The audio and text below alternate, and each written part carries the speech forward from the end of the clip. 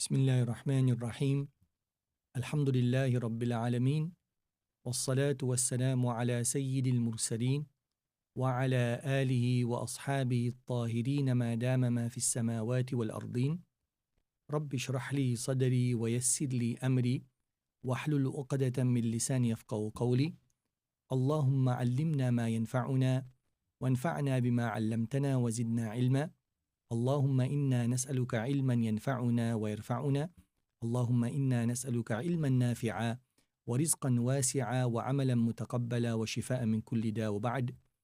Assalamu alaikum wa rahmatullahi ta'ala wa barakatuh.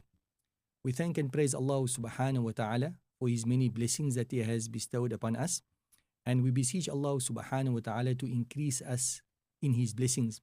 One such blessing is the blessing of knowledge. And the Prophet sallallahu alaihi wasallam has been commanded to beseech Allah, to ask Allah to increase him in knowledge. وَقُلْ رَبِّ زِدْنِي عِلْمًا, and say, O Muhammad, O my Lord, increase me in knowledge. May Allah subhanahu wa ta'ala increase us in knowledge. There's an oft-quoted narration of the Prophet sallallahu alaihi wasallam that reads, مَنْ يُرِدِ اللَّهُ بِهِ خَيْرًا يُفَقِّهُ فِي الدِّينِ. If Allah wants goodness for a person, Allah grants that person understanding of his religion. May we be from amongst those, insha'Allah. Alhamdulillah, by the grace and mercy of Allah subhanahu wa ta'ala, we are afforded the opportunity to read through a primer in terms of Islamic legal theory. It's a very famous, well-known primer, and it goes by the name of Al-Warakat li Imam al-Haramain. The word Waraqat is the plural of the word Waraqah. Literally, it refers to a page. So what do we have here is we have a few pages, a primer in other words, dealing with this fundamental and important subject, Islamic legal theory, what we refer to in Arabic as Usul al-Fiqh. Today's lesson is an introduction to this all-important subject, bi'idhnillah subhanahu wa ta'ala. I'll be talking a little bit about Imam al-Haramain by way of introduction, and then we'll do one or two lines of the book itself, bi'idhnillah subhanahu wa ta'ala, and come lesson number 2, we will start in full swing. So let's look to what we have in front of us in terms of the introduction, a brief introduction to Imam al-Haramain. So Imam al-Haramain, the Arabs, or not only the Arabs, but it sort of starts off in terms of the Arabs. They have different naming conventions. You find that the person would have a name, the person would have a title, and then the person would have a patronym. And sometimes certain individuals are better known by their titles or better known by their patronyms as opposed to their actual names. You find, for example, one of the most prolific narrators from the Prophet ﷺ in the form of Abu Hurairah. That's a patronym, that's not his name. Scholars actually differ in terms of what exactly his name was. Was it Abdul Rahman ibn Sakhar or was it Abdullah? They differ in this particular regard.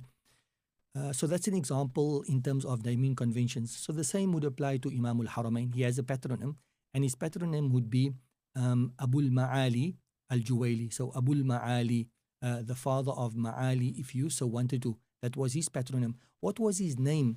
His name was Abdul Malik, and he was the son of also a very famous scholar that went by the name of Abu Muhammad, again a patronym, Abu Muhammad, Abdullah ibn Yusuf ibn Abdullah ibn Yusuf ibn Muhammad. So that is basically the name of the father, grandfather and great-grandfather of Imam al-Haramain. So Imam al-Haramain, you now appreciate, would be more of a title. He has another title also, it's called Diyauddin. Diya basically means to illuminate or illumination. So he's the illumination of the religion. And that's an apt title for Imam al-Haramain, because in terms of his being, in terms of his spirituality, and in terms of his works, he has certainly illuminated the academic sphere of Islam. He has written certain books, as Ibn al-Firqah mentions, that lam yusbaq ila mithlihi. He wasn't preceded by the like thereof. So very novel works that Imam al-Haramain has produced. So again, to recap, his patronym is Abul Ma'ali. His name is Abdul Malik. He is the son of Abu Muhammad, and Abu Muhammad's name is Abdullah, who is the son of Yusuf, who is the son of Abdullah, who is the son of Yusuf, who is the son of Muhammad, and the title granted to him was Diyauddin. Imam al-Haramain was born in the 5th century. I hope I'm getting that right. 5th century. The exact year would be 419. Imam al-Haramain was born on the 18th of Muharram, and he passed away on a Tuesday evening in the year 478. And Allah SWT knows best. And he passed away in a village called Bashtan Khan, which was in the then known Nishapur, Naysapur. Imam al-Haramain had gotten ill, he had taken ill, and he had decided to move out to a village of the villages of Nishapur, where the climate was more suitable for him with the idea of getting well. But having moved towards the villages, he had passed away. Allah subhanahu wa ta'ala decreed that he would pass away there. Then, interestingly, we know him better as Imam al-Haramain. So Imam means Imam, and then Haramain would basically refer to the Haram of Makkah and the Haram of Medina. He had stayed for about plus minus 4 years in those blessed and those sacred spaces. And he stayed there teaching people and also producing juridical verdicts, in other words, passing what we know as fatwa. And that where he gets the title Imam al-Haramain. Imam al-Haramain, to a certain degree, he was in some form of an exile, and he had to leave Nishapur and had to settle. But alhamdulillah, things thereafter had improved, and he was able to return to Nishapur. And in Nishapur, the Madrasa Nizamiyya specifically was built for him, and Imam al-Haramain basically became the director of that particular institution. Imam al-Haramain, we know, had many students. He had many students. Of his most famous students would be Ilki al-Harasi and Imam al-Ghazani. Probably his most well-known student would be none other than Imam al-Ghazali, rahimahullah. So that's a little bit about the author. And we now go to the next part of our lesson. And here, basically, we want to do a brief introduction, focusing on the first 2-3 lines before we get into the actual discussions as regards to Usul al-Fiqh. So let's turn to the slides now, bi'idhnillah subhanahu wa ta'ala. It reads as follows: Hadi Waraqatun. Don't worry too much about the wordiness of the slides. It is for your reference at a later stage. What we're looking at would be the words of Imam al-Haramain. Remember, this is a conspectus. It is a very brief work, but as many other scholars have pointed out, it is a brief work that contains such knowledge that many of the more expensive works does not contain. And then also, as a conspectus, it contains certain benefits which other conspectus do not contain. So a really valuable book. May Allah subhanahu wa ta'ala cause us to benefit thereby. So what does he say? He says, Hadihi Waraqatun. Very interesting. And as students of Islam and as students of the Islamic sciences and as students of the Arabic language, many times we get to break down like Hadi Waraqat. That's the subject and that's the predicate. But many times what loses us or what misses us is really the feel of the language, for lack of a better term, the emotion of the language, for lack of a better term. Hadi waraqatun. The word waraqat, as we mentioned earlier, is the plural of the word waraqa. What does waraqa mean? Waraqa refers to a page. So in other words, he's saying these are a few pages. Where do we get that from? The Arabic language is unique in a sense that you get a singular form and then you get a plural form. But not all plural forms are equal. So you get jam' or killatin, what we could translate as plurals of paucity. In other words, it does indicate to 3 or more, but it doesn't indicate too much. So in other words, from 3 to 9. So you have a plural, that particular plural on that scale would tell you that the amounts that we are referring to would be any number from 3 to 9 or 3 to 10, I speak under correction. Then you get certain other plural forms, and they call it jam' or kathara.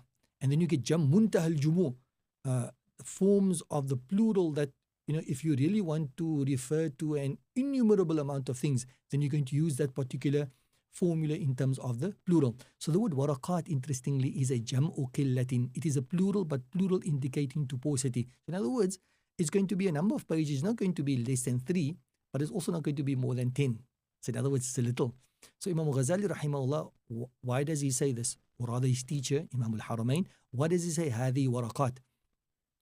He wants to psychologically make things easy for you. When you're thinking of reading Usul al-Fiqh, you think to yourself, subhanallah, this is a daunting task. This is a really daunting task.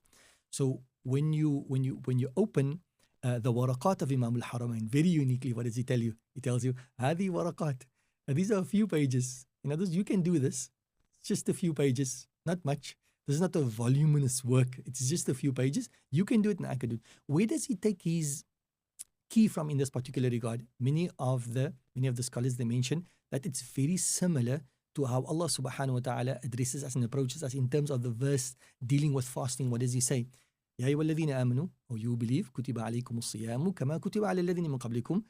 Fasting has been prescribed upon you like it was prescribed upon those before you. And what is the purpose of fasting? لَعَلَّكُمْ تَتَّقُونَ, in order that you may acquire God-fearingness, Allah consciousness. And for how long? أَيَّامًا مَعْدُودَات. Allah says أَيَّامًا مَعْدُود, أَيَّام. Allah expresses here a month. How does He express it? He expresses it as a few days. Why does Allah SWT do this? To psychologically prepare you. That psychologically a whole month, you just deem it as a few days because it's a few days. Before you know it, it's over already. So not for you to think much of it before you actually engage with it. Not for you to think much of it before you engage with it. Likewise here, Imam al-Haramain is telling us from the beginning, Hadi Waraqat, a few pages. And a few pages you can read in a few minutes. We may take more than that, 24 lessons or 48 lessons, whatever it's going to amount to. But at the end of the day, it's not much. It's a very little, and Allah subhanahu wa ta'ala knows best. So the first part of the slides here talks about that. I can just read through it quickly. I added some scales there. Waraqat is the plural of the word waraqa. As a sound plural, it is classified as a plural of paucity and is used for amounts between 3 and 10. So there you have it now. I was saying now 3 and 9 or 3 and 10, 3 and 10. Plurals appearing on the following scales are plural of paucity. أفعلة, أفعلوا, ثم فعلة, ثم تفعل, جموع قلة. So any word that would appear on these particular scales would be a plural, but a plural indicating a little. In other words, a number from 3 to 10. So Imam al-Haramain seeks to create optics of brevity, facilitating ease for the beginner student and incentivizing him to memorize the same.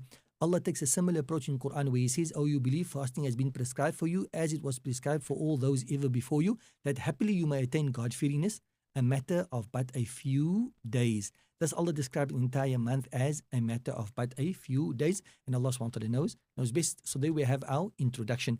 The next issue that we're going to be looking through very quickly, bi'idhnillah subhanahu wa ta'ala, Imam al-Haramain continues, and what does he say? تَشْتَمِلُ عَلَى فُصُولٍ. These are a few pages. What does it incorporate? تشتمل, it incorporates على فصول, it incorporates a number of chapters. Now the word fusul is the plural of the word fasl, and fasl refers to a chapter. Now, but our scholars always give a definition for things. So the Waraqat, this primer, it is made up of, what is it made up of? It is made up of chapters. It is made up of chapters. Now, the word chapter in the Arabic language is referred to as fasl. Now, our scholars give a definition for what a fasl is. So, if you page through any book like Waraqat and you see al-fasl al-awwal, you turn around and you get fasl al-thani, and you turn a bit more and then you get fasl al-thalith. What is a fasl? What is the definition of a fasl? So the scholars say the word fasl refers to a group of issues that share in a ruling. A group of issues. So you have one chapter, and under the chapter heading, what do you have? You actually have a group of issues. Now, those issues are bundled together. Why? Because they share in a ruling. Whatever that ruling may be, it may be that it refers to a specific event, a particular timeline, or a given issue. Whatever it may be, it really refers to a group of issues bundled together. Why are they bundled together? Because they share in a given ruling, whatever that ruling may be. This particular phenomenon, which I explained to you now, is expressed in the Arabic language as huwa ismun. In other words, the word fasl. What is the definition of the word fasl? Ismun li ta'ifatin min al-masail. It is a name. It is a name given to a group of issues tashtariku fi hukmin, that share in a ruling, and Allah subhanahu wa ta'ala knows, and Allah subhanahu wa ta'ala knows best. We go on to the next part of the text بإذن الله سبحانه وتعالى. نعم.